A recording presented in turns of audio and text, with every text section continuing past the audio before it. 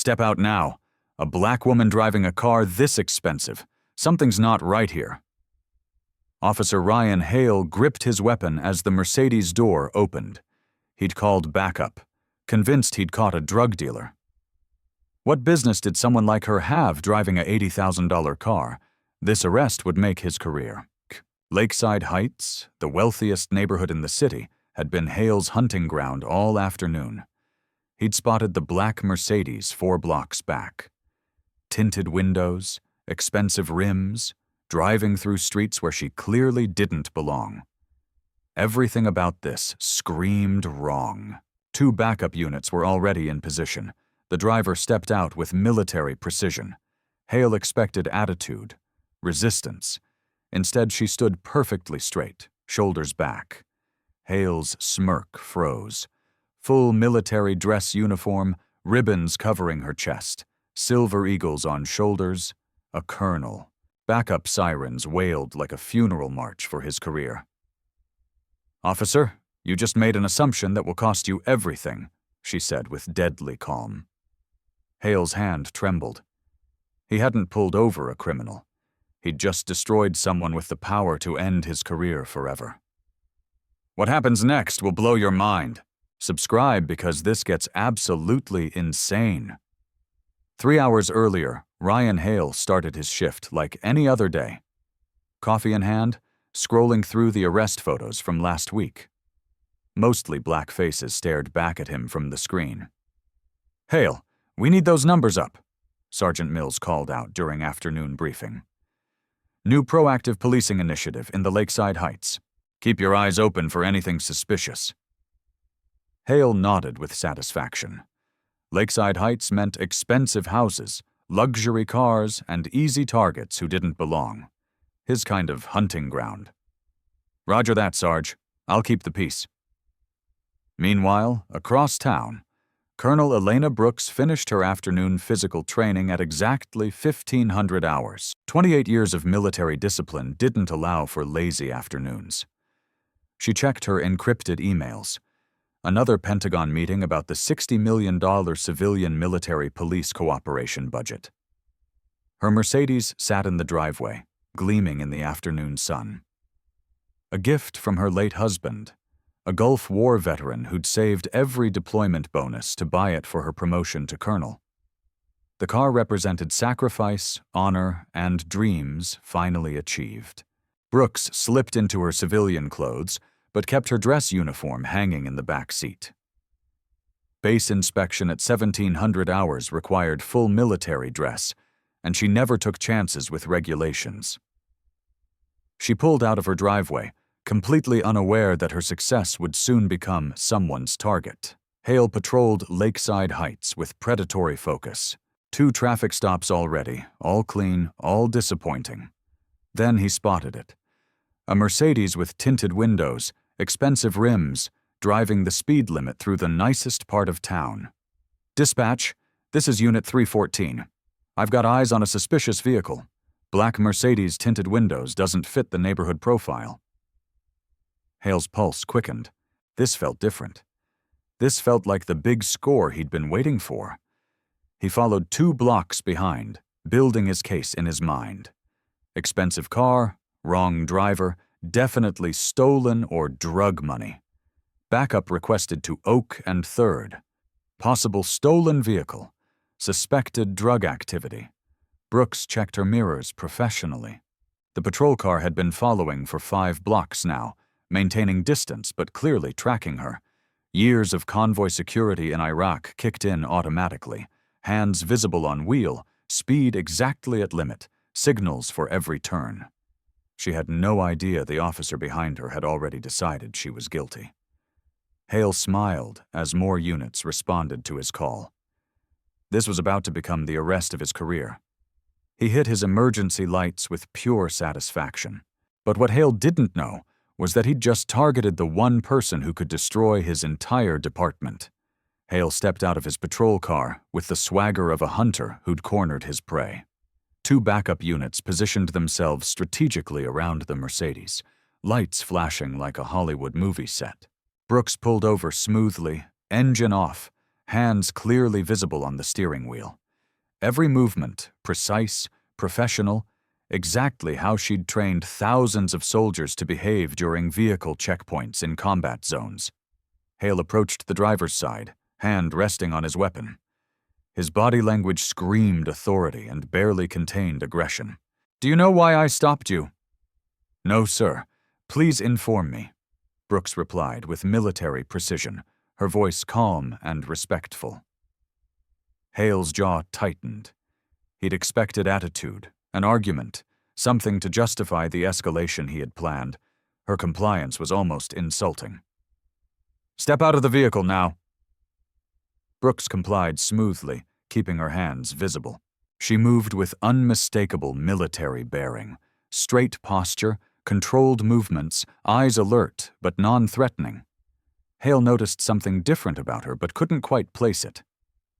"Whose car is this?" Hale's tone implied theft before she even answered. "Mine, sir. Registration and insurance are in the glove compartment, along with my identification." Brooks handed over her documents, including her military ID. Hale barely glanced at the military identification, his attention laser-focused on the expensive vehicle registration. "How do you afford a car like this?" The question hung in the air like an accusation. Brooks understood exactly what he was really asking. "I'm a military officer, sir. This vehicle was purchased with legitimate military pay and deployment bonuses." By now, 2 more officers had arrived. Hale felt invincible with backup, his confidence growing with each additional uniform. Brooks remained perfectly calm, mentally cataloging badge numbers, patrol car numbers, and timestamps. Her strategic mind was already working. "I'm going to search this vehicle," Hale announced. "Sir, do you have a warrant or probable cause for the search?" Hale's face flushed red. Suspicious behavior and ongoing drug investigation. "That's all the probable cause I need." Brooks knew her constitutional rights, but she also calculated the situation tactically. "Resist now and face certain violence or document everything for systematic justice later. I'll comply under protest, Officer Hale."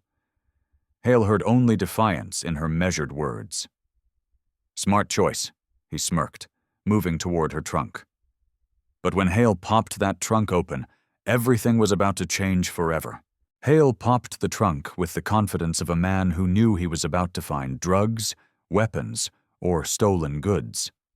Instead, he found something that should have stopped him cold.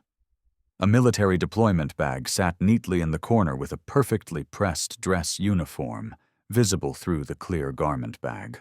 Military ribbons, commendations, and medals were carefully organized in a presentation case. Any reasonable officer would have recognized the significance immediately. Hale was not reasonable. Playing dress-up now? Hale pulled out the uniform, handling it roughly like a costume. "Where'd you steal this from?" "A pawn shop?"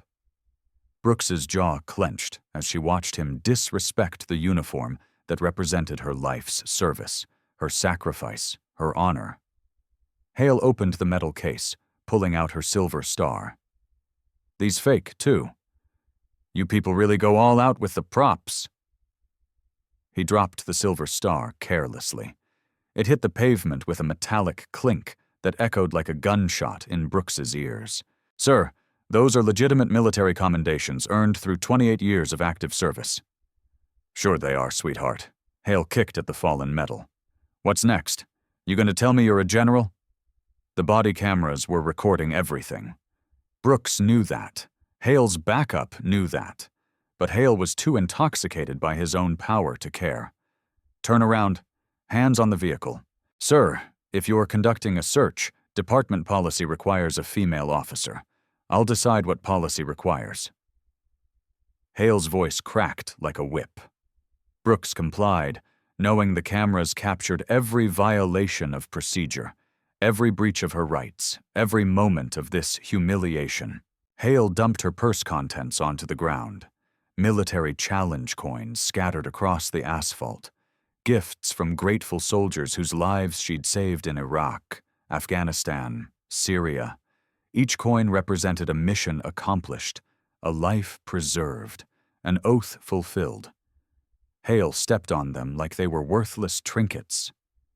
Drug money.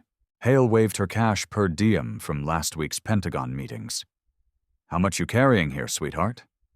Sir, that money is legitimate per diem from official government travel. Hale's backup officers exchanged uncomfortable glances. Something felt wrong about this stop, but nobody wanted to challenge Hale's authority. The blue wall of silence held firm. We're going to need the drug dog, Hale announced, deliberately extending the detention beyond legal limits. That's when Sergeant Mills arrived. Mills was a 22-year veteran who'd seen enough real criminals to recognize when something didn't add up.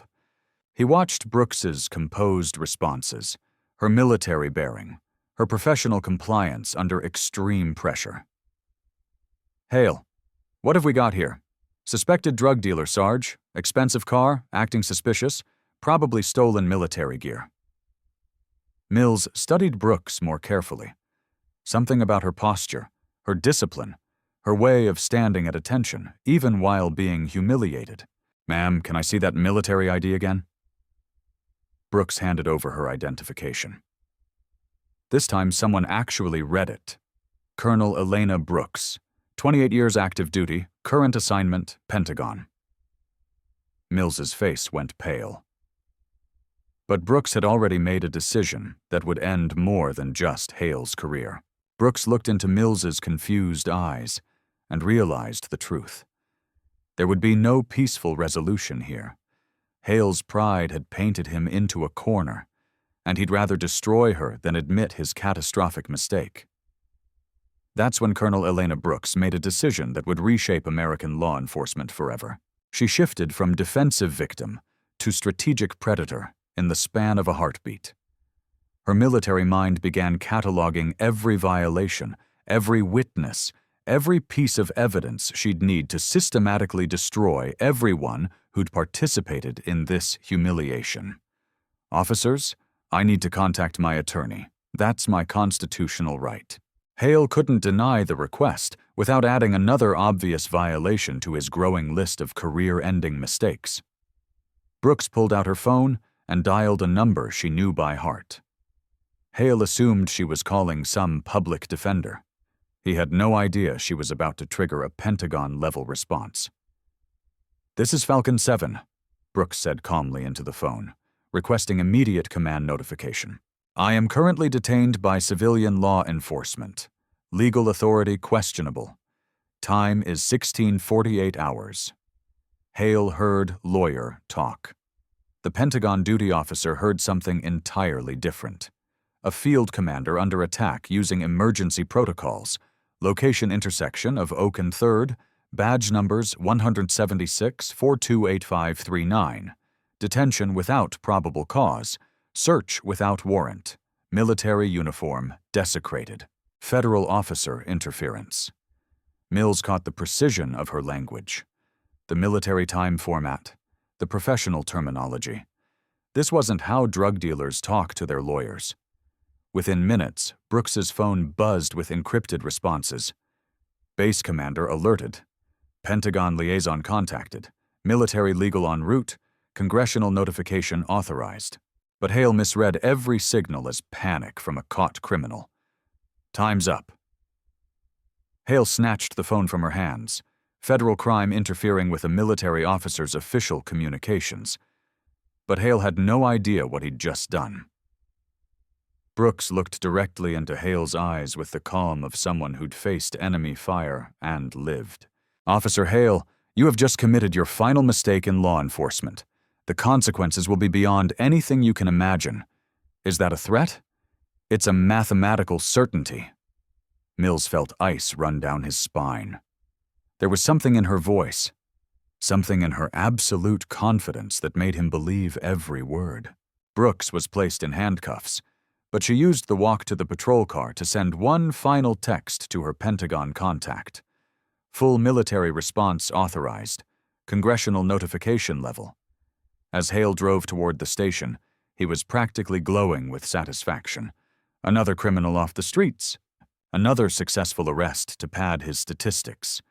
He had no idea that at that exact moment, 3 Pentagon generals were already reviewing the body camera footage that had been automatically uploaded to federal databases. He had no idea that Brooks's lawyer was actually a Joint Chiefs of Staff communications officer. He had no idea that the woman in his back seat controlled $60 million in federal police funding. Most importantly, Hale had no idea that his department was about to become a case study in what happens when local law enforcement attacks the wrong federal officer. The reckoning was already beginning, and Hale was still smiling. At the police station, Hale paraded Brooks through the booking area like a prize trophy. Every officer in the building watched as he brought in his big catch, the suspicious black woman with the expensive car. "What have we got, Hale?" asked Desk Sergeant Gomez, eyeing Brooks's military bearing. "Drug dealer with fake military gear. Stolen car investigation," Hale announced proudly, ignoring the obvious contradictions in Brooks's composed demeanor. Brooks endured the fingerprinting and mug shots with military discipline. Each flash of the camera, each humiliating procedure only strengthened her resolve. The booking officers couldn't help but notice something different about her. The way she stood at attention, her direct eye contact, her calm under extreme pressure. This wasn't how criminals usually acted. Hale embellished his incident report with creative fiction, erratic driving, attempted flight, resistance to arrest. His backup officers stayed silent, complicit in the lies. Their body cameras told a completely different story, but they trusted Hale to handle any awkward questions later. "I need my phone call," Brooks said simply. Hale delayed the process, hoping to extend her humiliation as long as possible. When he finally allowed the call, Brooks contacted military legal services directly. Within 30 minutes, the base commander had been briefed on the entire situation. Military protocols kicked in automatically. Any detention of a federal officer by civilian authorities triggered immediate investigation procedures. Hale made his fatal mistake when he decided to place Brooks in the general holding cell with actual criminals. It was a dangerous power play, putting a military officer among violent offenders just to prove his dominance. The other inmates recognized Brooks's bearing immediately. 2 former soldiers among them offered protection instinctively. One whispered that he'd served in Iraq, and something about her rank insignia looked familiar. Word spread through the cell. This woman was the real deal. Meanwhile, 3 expensive cars pulled into the station parking lot. Military legal officers and civilian attorneys stepped out, their presence causing immediate anxiety among the desk staff. "Why would a drug dealer need this kind of legal firepower?" Gomez muttered. That's when the front desk phone rang. Pentagon Direct Line. Captain Hayes took the call personally. The voice on the other end was crisp, professional, and absolutely terrifying. "This is Colonel Ramirez, base commander. We need immediate confirmation of Colonel Brooks's welfare and current detention status." Hayes's face went white as paper. Real Colonel, real Pentagon, real career-ending crisis. Hayes slammed down the phone and sprinted toward the holding cells, but it was already too late to stop what Hale had set in motion. Hayes burst through the station doors like a man whose house was on fire. He cornered Hale in the hallway, his face a mask of barely controlled panic. "Hale, please tell me you didn't actually arrest a real military colonel." Hale's swagger evaporated instantly. The Pentagon didn't make courtesy calls about fake IDs and stolen cars. "Sir, She had expensive stuff. Didn't fit the profile. I thought you thought." Hayes's voice cracked. "The Pentagon doesn't think, Hale. They know." Body camera footage was already being reviewed in real time. Brooks's professional behavior throughout the entire arrest was undeniable. Every protocol Hale violated, every constitutional right he trampled, every lie he told, all captured in high definition. 3 military vehicles with government plates had arrived in the station parking lot. Base commanders, military police, and JAG officers marched through the front doors like they owned the place. the entire station erupted in nervous energy. Officers whispered in corners, desk staff made urgent phone calls, and everyone suddenly found reasons to be anywhere except near Hale. Hayes ordered Brooks's immediate release. But the damage was catastrophic. The military delegation demanded complete briefings, all video evidence, and every document related to the arrest. This wasn't going away with apologies and paperwork. Hale attempted desperate damage control, claiming the traffic stop was legitimate and everything just got misunderstood. But military officers reviewed footage with surgical precision. They saw an experienced colonel under fire handling the situation with more professionalism than many police officers could manage. Base Commander Colonel Ramirez interviewed Brooks privately in Hayes's office. Her account matched the video evidence perfectly, down to timestamps and exact quotes from Hale's verbal attacks. Ramirez recognized quality leadership under pressure. Brooks's composure had actually prevented the situation from escalating to violence, protecting everyone involved, including Hale's career, though he'd destroyed that himself. Military legal briefed civilian authorities on the federal implications, interference with military duties, civil rights violations, false arrest of a federal officer. The charges were multiplying exponentially. Hale's backup partners started distancing themselves faster than rats abandoning a sinking ship. Union representatives arrived, but found precious little to defend when faced with clear video evidence and Pentagon involvement. Local media caught wind of the story. Military vehicles at a police station was unusual enough to attract attention. Radio scanners had picked up Hale's original backup calls about a suspicious black female. Social media began lighting up with leaked footage. Professional military officer enduring harassment while maintaining perfect discipline. The optics were absolutely devastating. Hale's world was crumbling in real time, and he still had no idea how powerful Brooks really was. News vans began arriving within hours. Military colonel arrested by police was the kind of story that spread like wildfire across local media, then quickly jumped to national coverage. Hale's attempts at damage control backfired spectacularly. Every interview request, every statement to supervisors only highlighted the obvious contradictions between his written report and the crystal-clear video evidence. Brooks refused to leave the station quietly. She demanded immediate meetings with the mayor, police chief, and district attorney.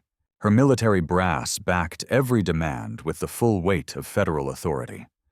City officials scrambled for crisis management mode. This wasn't routine police misconduct. Military involvement meant federal oversight, congressional attention, and national media scrutiny. Investigators began digging into Hale's history, and what they found was devastating. A clear pattern emerged. Multiple incidents of racial profiling, excessive force complaints, and citizen grievances.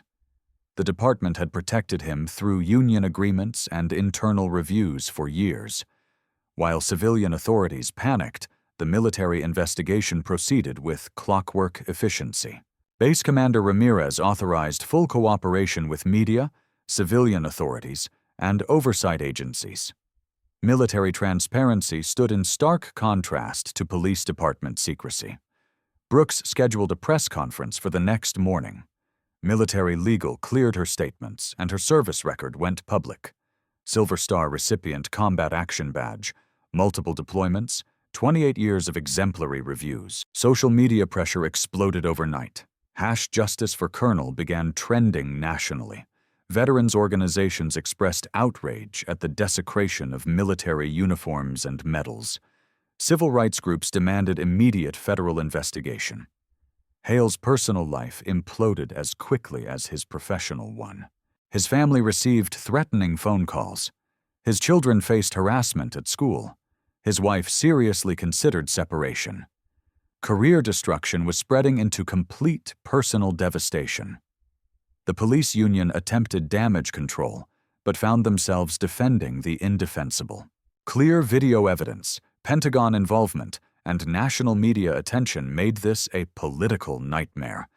District Attorney's Office began reviewing potential criminal charges, false arrest, civil rights violations, abuse of authority under color of law. Federal prosecutors examined the federal crime components. By midnight, the mayor was calling emergency meetings with the police chief, demanding a comprehensive accountability plan before federal intervention became inevitable.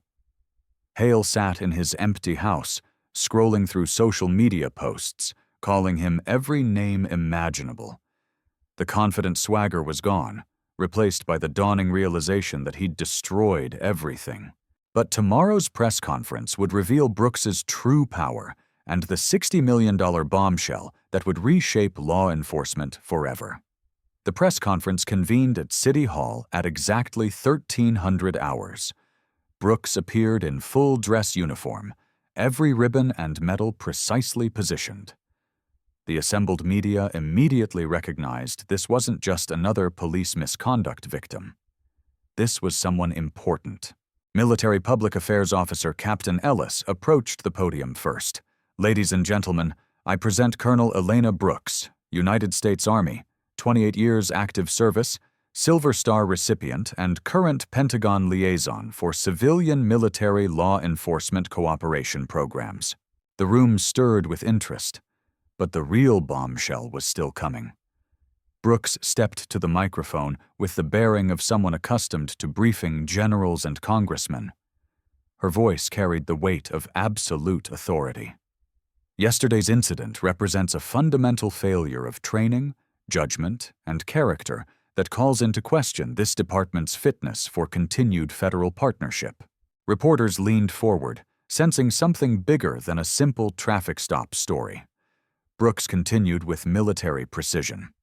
"I currently oversee $60 million in annual federal funding for military civilian police training programs nationwide. This specific department receives $2.5 million annually from programs under my direct administration." The room exploded. Cameras flashed, reporters shouted questions, and city officials watching on live television felt their stomachs drop. Military funding withdrawal would devastate the department budget, force massive layoffs, eliminate specialized units, and cancel equipment purchases planned for the next 3 years. My role at the Pentagon includes oversight of national police reform initiatives. My recommendations carry direct weight with congressional defense committees, federal funding allocations, and military contractor selections nationwide. Hale, watching from the department break room, finally understood the scope of his catastrophic mistake. He hadn't just attacked some random military officer. He'd humiliated the person who controlled his department's funding, future, and federal relationships. Brooks's calm voice delivered the third devastating revelation. "Based on yesterday's experience, military investigation has expanded to review all departments receiving federal law enforcement cooperation funding. My treatment will serve as a test case for continued military-civilian partnerships nationwide." Captain Hayes's face appeared on camera behind the podium, his expression pure horror as the implications sank in. Federal audit, funding withdrawal, public oversight, media scrutiny, congressional investigation, legal liability, everything hitting simultaneously. The fourth revelation hit like a nuclear bomb. My Pentagon network includes Joint Chiefs of Staff liaison, Congressional Defense Committee members, federal law enforcement oversight directors, academic research institutions, and international policing cooperation programs. Yesterday's phone call triggered responses throughout the entire military-civilian law enforcement community. Questions from reporters revealed additional devastating context. Brooks had personally designed many of the training protocols Hale's department claimed to follow. His violations demonstrated complete failure of systems she had developed and implemented.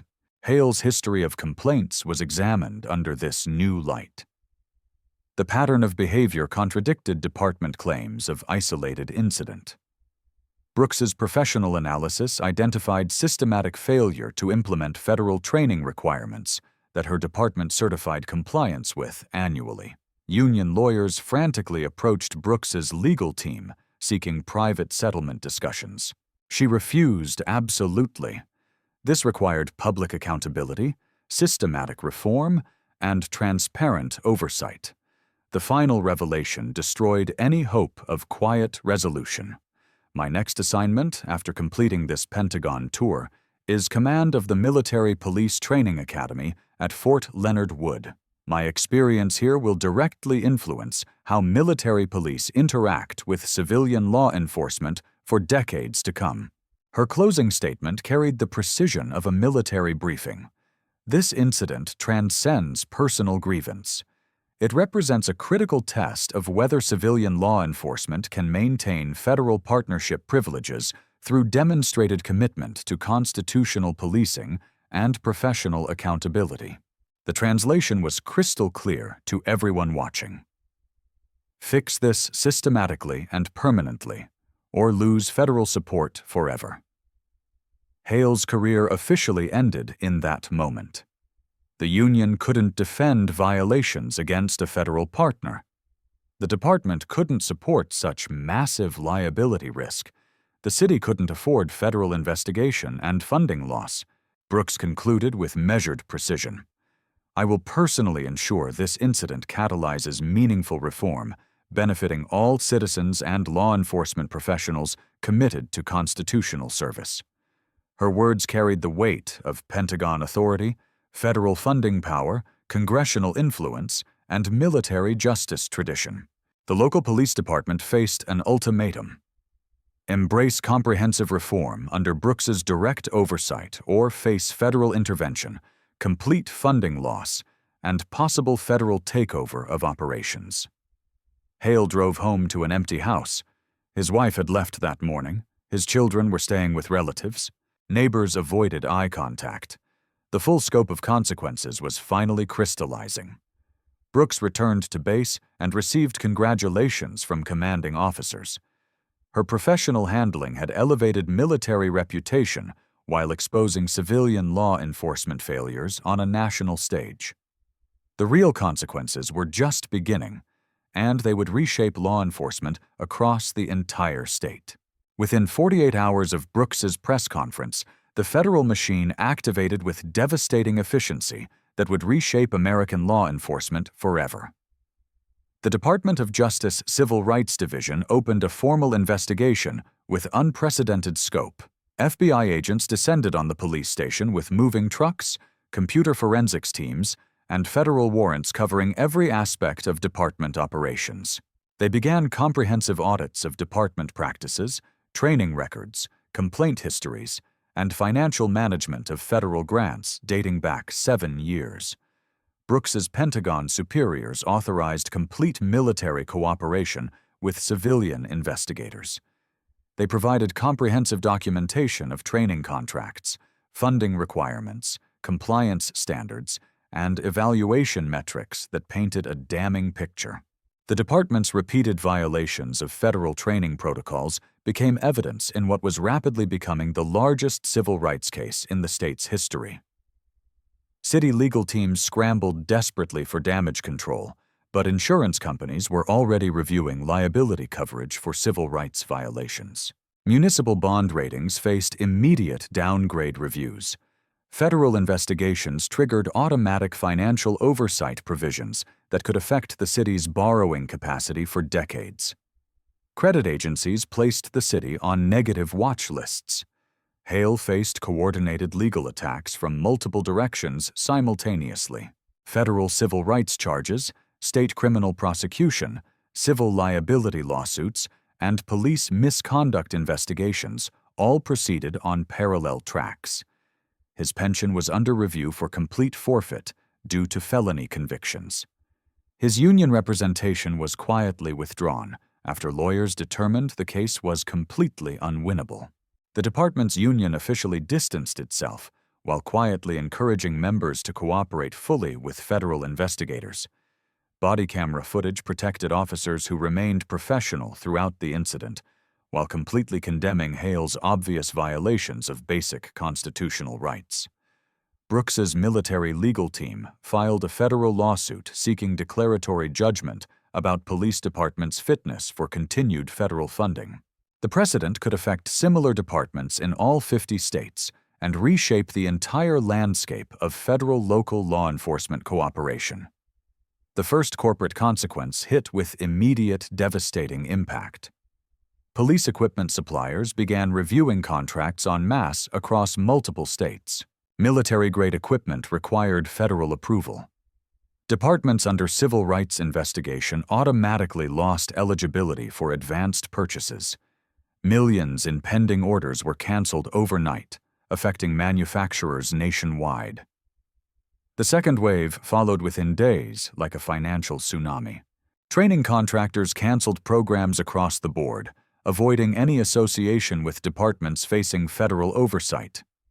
Private companies couldn't afford reputational damage from controversial partnerships.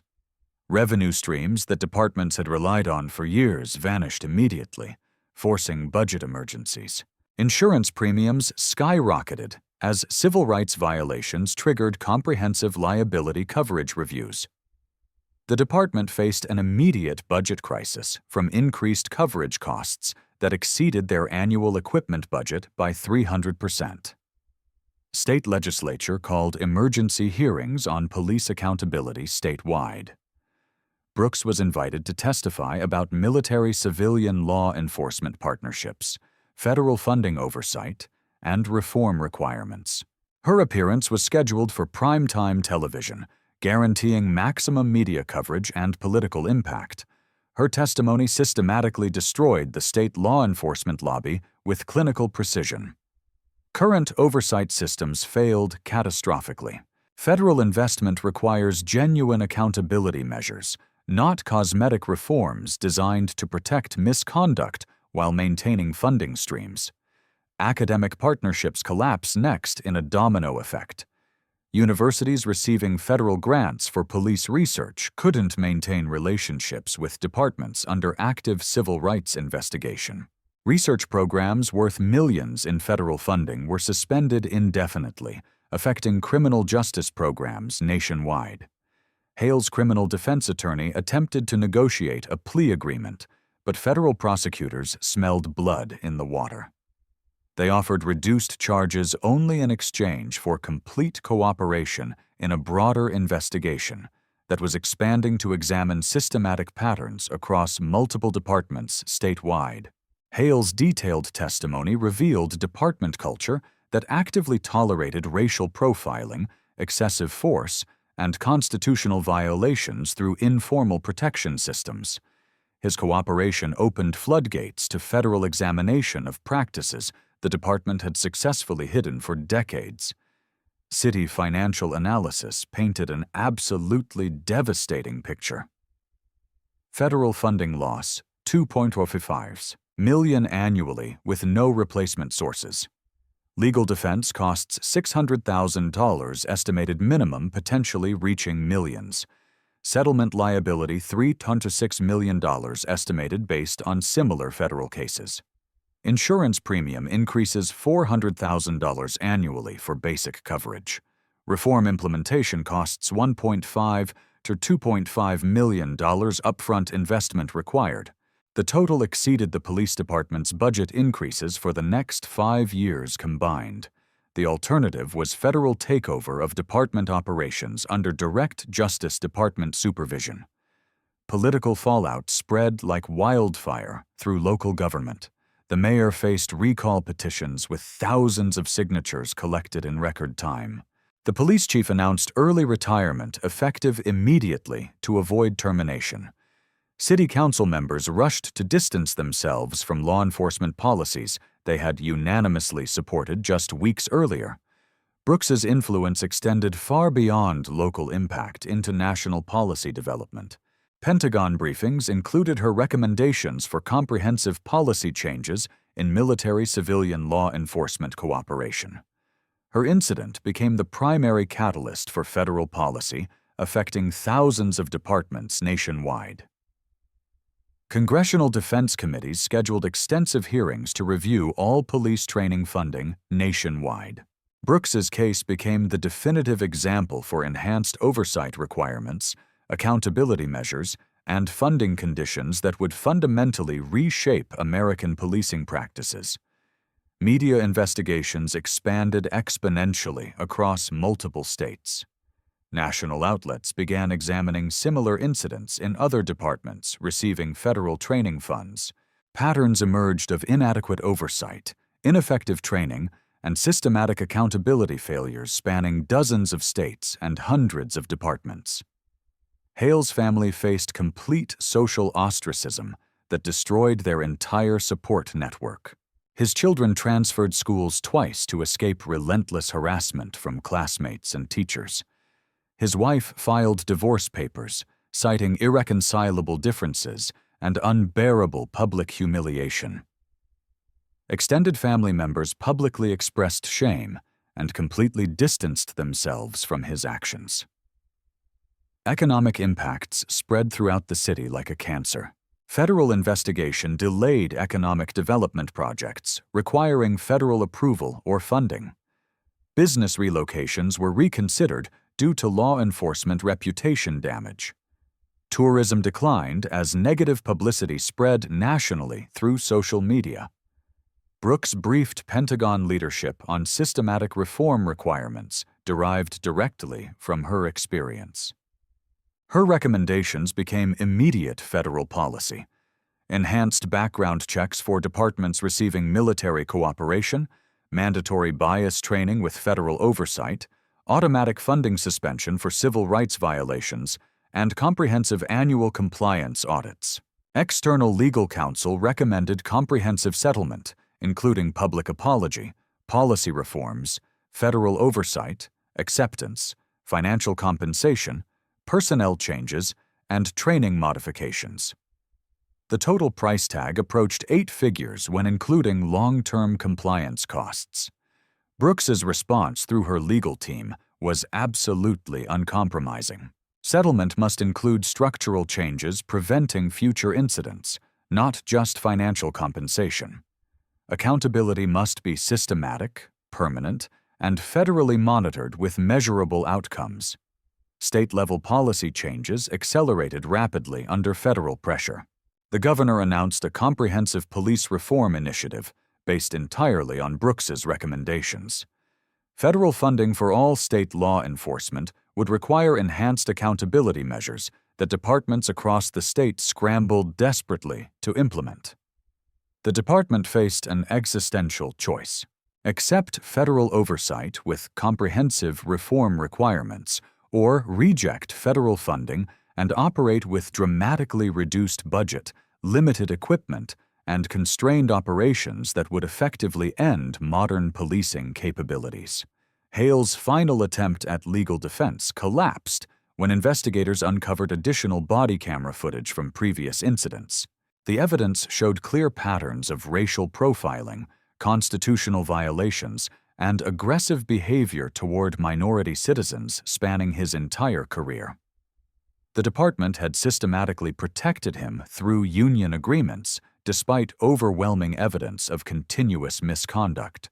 Brooks's professional reputation was enhanced nationally by her exemplary incident handling. Pentagon leadership considered early promotion, expanded authority over civilian military law enforcement programs, and increased responsibility for national policy development affecting federal-local law enforcement cooperation nationwide. Corporate America began taking serious notice. Defense contractors questioned whether to maintain relationships with police departments facing federal oversight.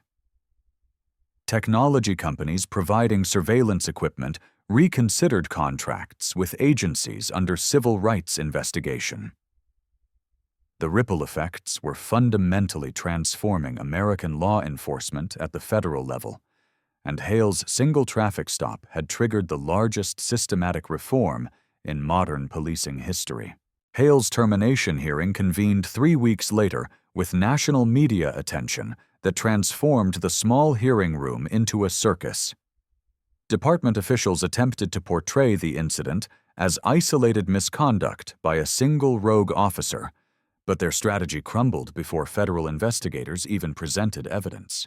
Brooks testified via secure video conference directly from the Pentagon.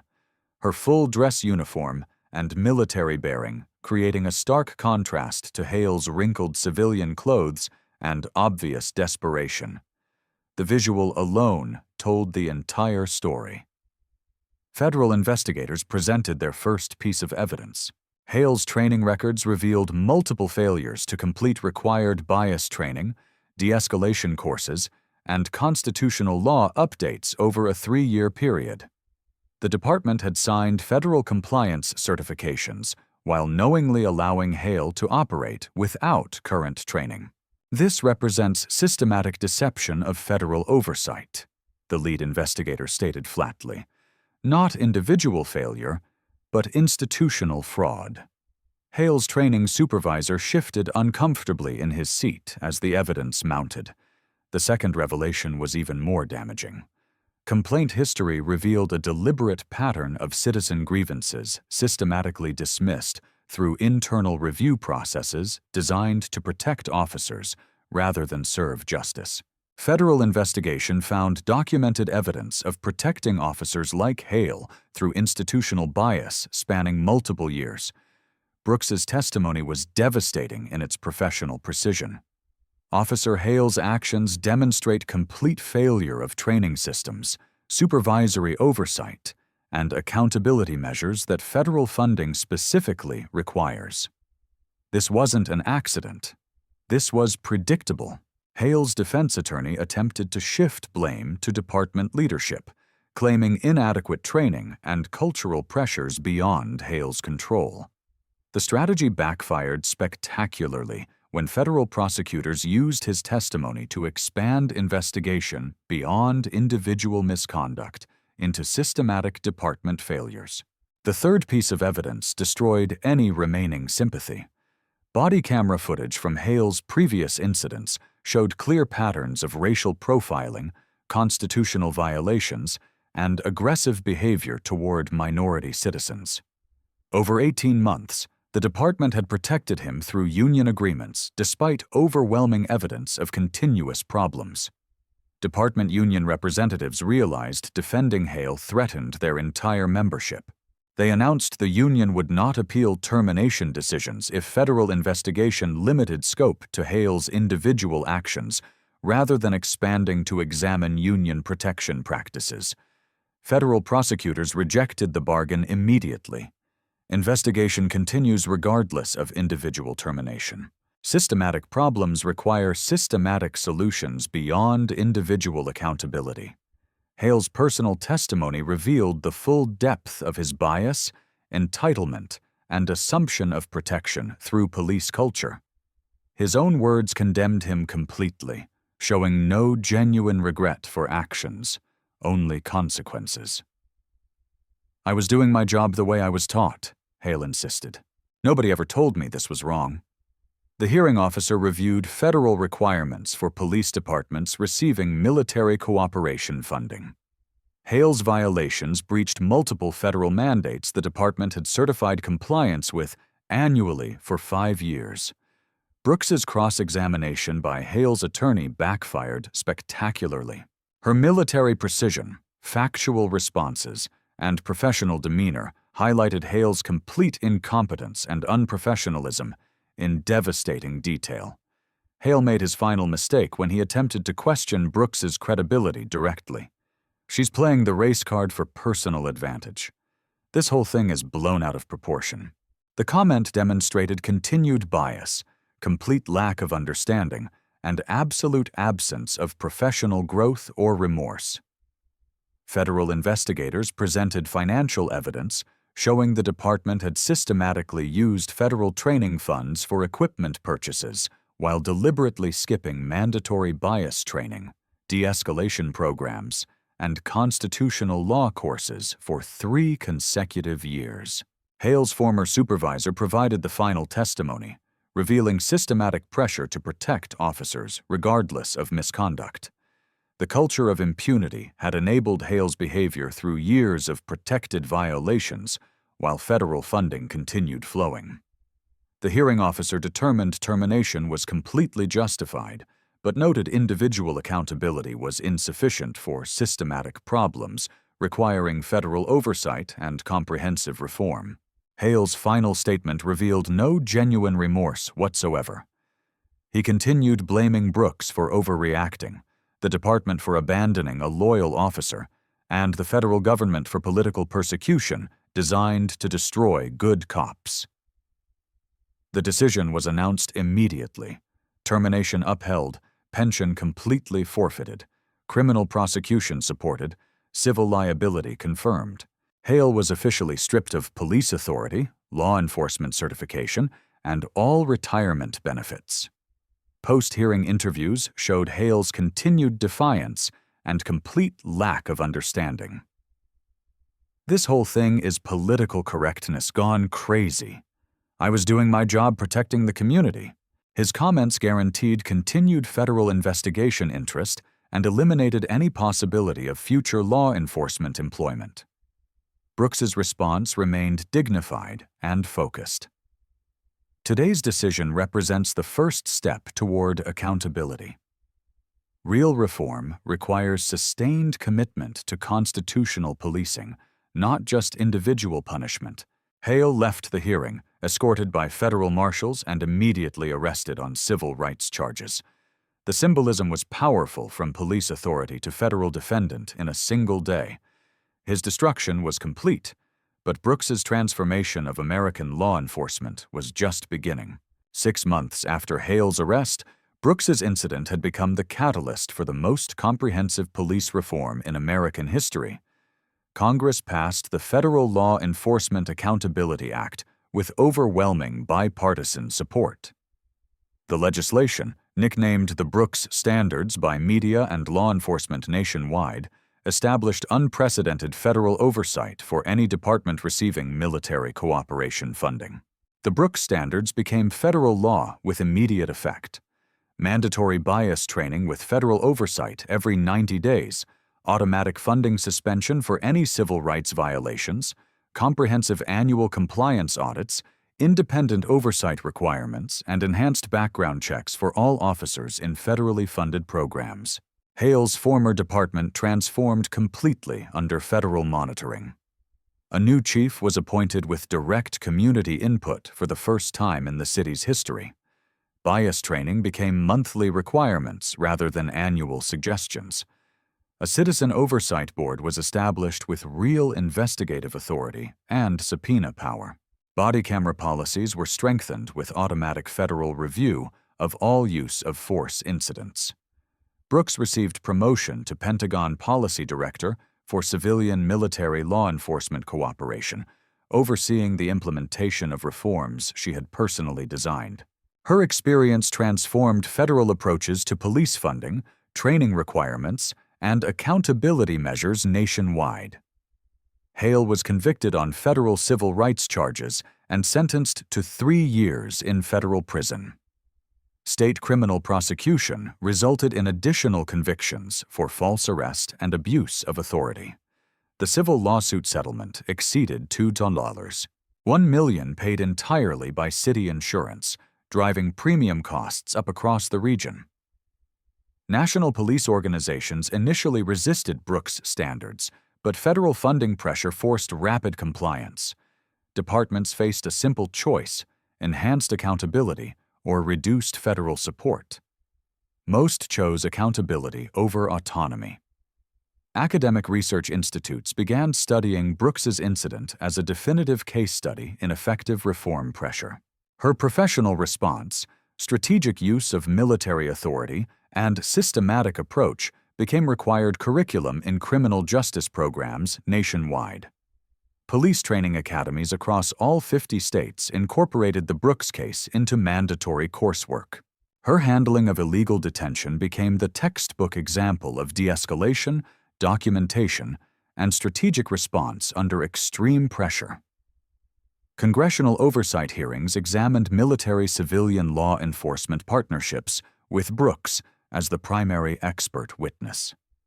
Her recommendations became immediate federal policy, affecting thousands of departments and millions in funding allocations. Hale's former city became a model for successful reform implementation. Federal oversight ended after 18 months of demonstrated compliance. Community relations improved dramatically. Citizen complaints decreased by 60%, and professional standards were elevated to levels that attracted quality recruits from across the region. Other departments facing similar federal review studied the city's reform model extensively. Brooks was personally consulted by over 40 municipalities seeking federal oversight resolution through comprehensive accountability measures rather than lengthy legal battles. Hale's former colleagues embraced reform rather than resist federal requirements. Professional officers recognized the benefits of enhanced training, clear standards, and community support earned through genuine accountability. International law enforcement communities studied Brooks' standards as the premier model for police accountability in democratic societies. Her Pentagon role expanded to include consulting with allied nations implementing similar reforms in their law enforcement systems. Police unions nationwide adapted to new accountability requirements rather than fight inevitable change. Professional officers supported enhanced standards that clearly distinguished competent law enforcement from incompetent or biased policing. Brooks's military career accelerated rapidly. Pentagon leadership considered her for early promotion to general officer based on innovative leadership in civilian-military cooperation, policy development, and systematic reform implementation that had transformed American policing. Federal funding for police training actually increased under Brooks' standards as departments meeting accountability requirements received enhanced support for professional development, equipment modernization, and community policing programs. But Brooks's true legacy was just beginning. 2 years after the incident that changed American law enforcement forever, Brooks drove her Mercedes back to the intersection of Oak and 3rd Street, where Hale had first pulled her over. The corner now featured a small memorial garden created by community activists, Constitutional Accountability Square, honoring her contribution to nationwide police reform. Fresh flowers were placed regularly by visitors who came to see where systematic change had begun. She parked in the same spot where Hale had forced her to endure humiliation. But everything had transformed completely. Officers in the newly reformed department received monthly enhanced training, comprehensive community oversight, and federal accountability measures that prevented racial profiling. Traffic stops now followed strict protocols that protected both citizens and professional officers. Hale was serving his federal prison sentence in minimum security facility 3 states away. Divorced, estranged from children who had legally changed their names to escape association with his actions. He spent his days in prison library reading about civil rights cases. His story had become required study material for new police recruits, learning about consequences of bias, abuse of authority, and constitutional violations. Brooks's Pentagon office overlooked Arlington National Cemetery, providing daily reminders of service members who had died defending the constitutional principles Hale had violated. Her work honored their sacrifice through civilian-military law enforcement partnerships built on mutual accountability and shared commitment to justice. Federal statistics demonstrated measurable improvement wherever Brooks' standards had been implemented. Civil rights complaints decreased by an average of 58%. Community trust in law enforcement increased significantly. Department liability costs dropped substantially. Officer retention improved as professional standards attracted quality candidates while deterring those unsuited for constitutional service. Letters arrived regularly at Brooks's office from officers trained under the new standards. One from a young black officer particularly moved her. "Your example showed me what professional service looks like under extreme pressure. Thank you for transforming the profession I wanted to join with pride." Similar correspondence came from police chiefs, community leaders, federal officials, and international law enforcement professionals. Her impact extended far beyond a single traffic stop into systematic transformation that was reshaping democratic policing worldwide. Brooks kept her late husband's military portrait prominently displayed. The Gulf War veteran had faced similar discrimination, fought comparable battles, and dreamed of equality his wife had finally achieved through professional excellence under unimaginable pressure. The Mercedes represented her complete journey from personal injustice to systematic reform. The vehicle that had triggered Hale's bias had become a symbol of professional success, earned respect, and constitutional service properly honored through accountability. Military-civilian law enforcement cooperation thrived under enhanced federal oversight. Departments meeting Brooks standards received increased federal support, advanced training opportunities, equipment upgrades, and community development funding that benefited everyone committed to professional service. Hale's former department was now considered the national model for successful reform implementation. Federal oversight had ended ahead of schedule due to demonstrated compliance. Community relations were completely restored.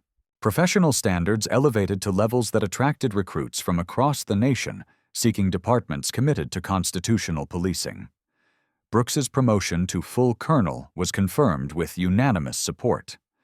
Military leadership recognized her extraordinary contribution to national security through civilian-military cooperation, innovative policy development, and systematic reform leadership that had strengthened democratic institutions. She maintained clear perspective about individual vindication versus systematic change. Personal justice matters less than preventing future victims through professional accountability, constitutional service, and community trust built on genuine reform rather than empty promises. Police training academies used her case as the definitive example of proper constitutional service under pressure. How professional officers should respond to stress, maintain standards during crisis, and protect community trust through personal accountability that honors the badge. Congressional recognition followed with Brooks receiving the Presidential Medal of Freedom for civilian service. Military-civilian partnerships were permanently strengthened through her leadership, vision, and professional example that proved accountability protects everyone. The intersection monument included the inscription Brooks had suggested. Professional service honors constitutional principles. Accountability protects everyone. The words reflected her fundamental belief in shared commitment to justice through professional excellence. New officers trained under Brooks standards now patrolled the same streets Hale had once controlled through bias and intimidation. Professional policing had completely replaced prejudiced enforcement through systematic accountability that served all citizens equally. Professional accountability protects constitutional service. Bias destroys everything. Brooks's story proves that a single moment of courage can transform entire systems when met with professional response, strategic thinking, and unwavering commitment to justice. Her experience offers a powerful blueprint for anyone facing injustice. Document everything meticulously, respond with absolute professionalism, use available authority strategically, and focus relentlessly on systematic change over personal revenge. This isn't just about one racist cop getting what he deserved. This is about how one person's refusal to accept injustice quietly changed American law enforcement forever. But here's what makes this story even more incredible. Brooks could have taken the easy path. She could have accepted an apology, taken a settlement, and moved on with her life. Instead, she chose to fight for systematic change that would protect every person who came after her. Share your own experiences with police accountability in the comments below. Have you witnessed transformation in your community since the Brooks standards were implemented? What reforms do you think would make the biggest difference in your area? Your voice absolutely matters in this ongoing national conversation about professional law enforcement and constitutional service. The Brooks standards continue, spreading to every corner of America as federal requirements expand monthly. Departments that choose enhanced accountability over federal funding loss consistently find increased community support, professional pride, and sustainable improvements in public safety that benefit everyone. Hale's destruction serves as a permanent warning about the devastating consequences of unchecked bias. Career annihilation, personal devastation, criminal conviction, civil liability, and professional disgrace. Individual choices matter tremendously. Bias destroys lives, but accountability protects everyone involved. Future challenges remain significant as some departments still resist comprehensive reform. Communities demand faster change, and political pressures threaten sustained progress. Brooks's leadership continues through policy development, training, oversight, and federal accountability implementation that's reshaping law enforcement nationwide. International observers are studying American police reform as the premier model for democratic societies, trying to balance public safety with constitutional rights. Brooks's military background brings unmatched credibility to civilian law enforcement accountability discussions worldwide. Next month brings explosive congressional hearings on expanding Brooks standards to all federal law enforcement partnerships, not just military cooperation programs. Her testimony will directly influence policy affecting thousands of departments and millions of officers nationwide. Young officers trained under these enhanced standards represent the future of American policing. Professional service, genuine community trust, constitutional accountability, federal oversight, and systematic reform. This new generation embraces change that senior officers initially fought. But the most incredible part of this story, we're just getting started. Next week's investigation reveals how Brooks's Pentagon connections uncovered a massive nationwide network of police departments, systematically violating federal training requirements while receiving hundreds of millions in military cooperation funding. Her methodical approach identified corruption patterns spanning 38 states, over 600 departments, and thousands of officers.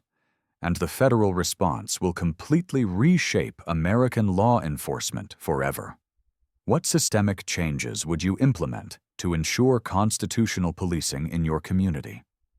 Drop your reform ideas in the comments below and join this crucial conversation about building law enforcement that truly serves everyone with professional accountability, genuine respect, and unwavering constitutional service. The revolution in American policing started with one traffic stop. Where will it end? Subscribe now to find out, because this story is far from over. Sometimes the most powerful revolutions don't come with noise, just one person standing their ground. At Beat Stories, we highlight those moments that shift the balance. If this story moved you, hit subscribe, because every week we bring real stories that shake the system.